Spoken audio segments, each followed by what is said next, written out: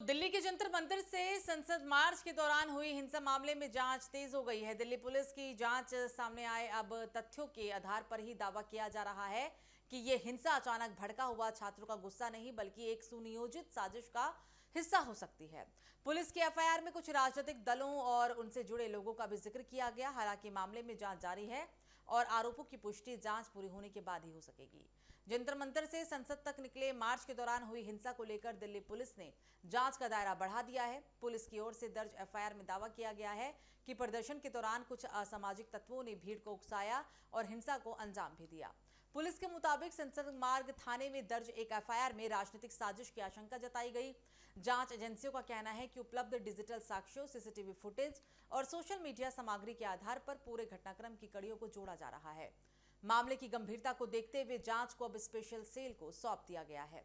इससे पहले हालांकि इसकी जांच संसद मार्ग थाने के अधिकारियों तक द्वारा की जा रही थी। पुलिस का यह भी कहना है कि निष्पक्ष और वैज्ञानिक तरीके से जांच आगे बढ़ाने के लिए यह कदम उठाया गया है।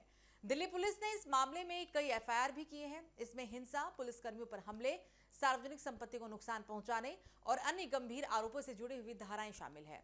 पुलिस अब सीसीटीवी फुटेज के जरिए उन लोगों की पहचान करने में जुटी है जो हिंसा में शामिल थे।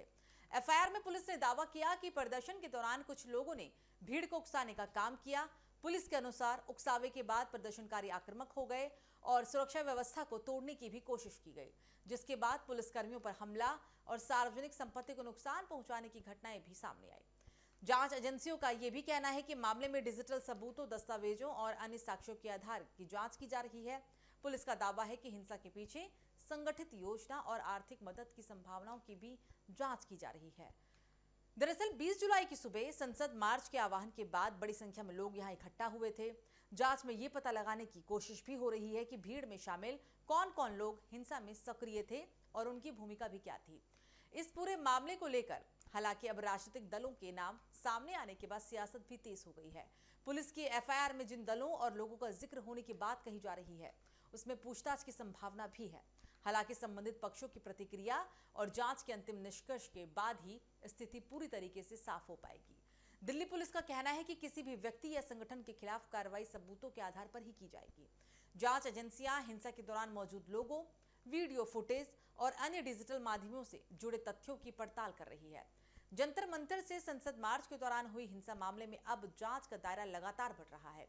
दिल्ली पुलिस की जांच में कई अहम बिंदुओं की पड़ताल भी हो रही है। पुलिस का दावा है कि हिंसा पूरी साजिश, इसमें शामिल लोगों की भूमिका और इसके पीछे की वजहों को सामने लाने के लिए डिजिटल सबूतों, सीसीटीवी फुटेज और अन्य साक्ष्यों की जांच हो रही है।